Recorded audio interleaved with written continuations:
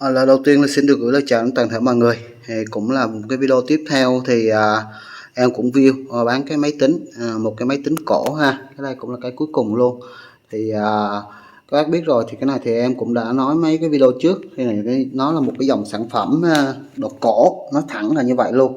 Còn đồ mới bây giờ thì người ta cũng không có dùng những cái này nữa, mà người ta dùng tới công nghệ 4.0 rồi. Cho nên khẳng định luôn đây là những cái giá trị siêu tầm và trang trí cũng như là hoài niệm ha. Chứ còn thị trường bây giờ mua thậm chí là không có. Còn nguồn gốc của con này thì hàng đấu giá Nhật các bác ha.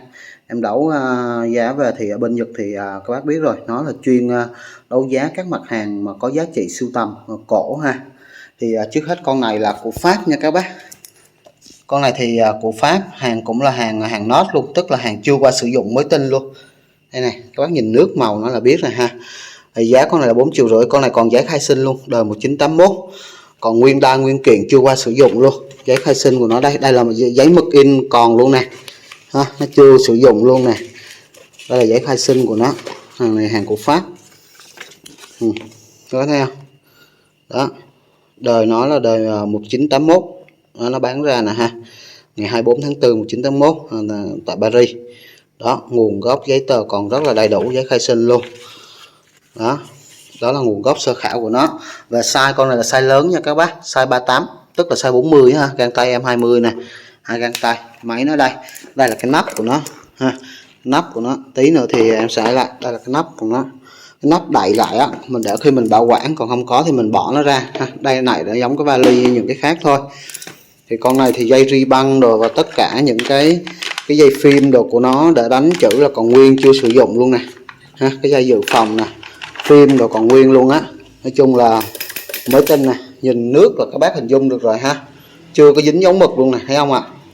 Chưa có dấu mực dấu nhớt gì luôn, rất là mới. Nói chung dành cho những ai mà có siêu tầm. Con này thực ra là dòng cao cấp các bác, dòng xịn á. Ngày xưa dòng của Pháp mà dòng đời máy này là nó rất là xịn. Ở Việt Nam mình mà thậm chí là thời kháng chiến hoặc là sau giải phóng 75 rồi mình dùng cũng không được những cái máy này đâu. Hầu như hồi đó mình dùng máy Trung Quốc không à, chứ không có được hàng châu Âu rồi đâu. Cho nên những con này nó dày cộp và nó rất là chuẩn chỉnh luôn ha.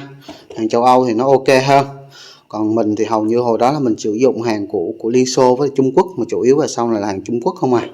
Không được mấy cái này đâu. Ngày xưa là mỗi đơn vị lớn mới được cấp phát cho một cái này, chứ không phải như bây giờ máy tính là ai cũng có hết ha.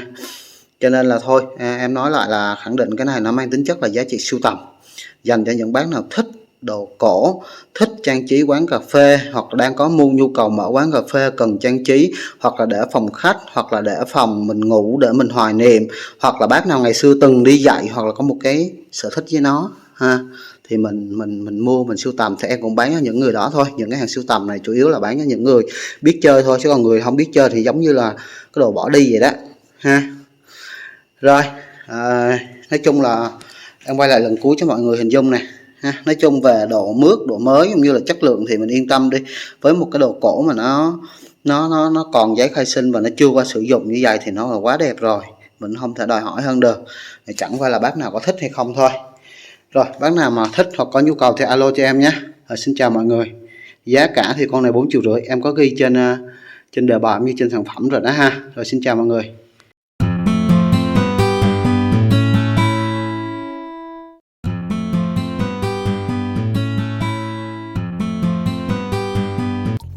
Xin chào tất cả mọi người, em là Nguyễn Thành Toàn và chủ của kênh YouTube Nguyễn Thành Toàn. Xin được gửi lời chào đến tất cả mọi người đến với kênh YouTube Nguyễn Thành Toàn.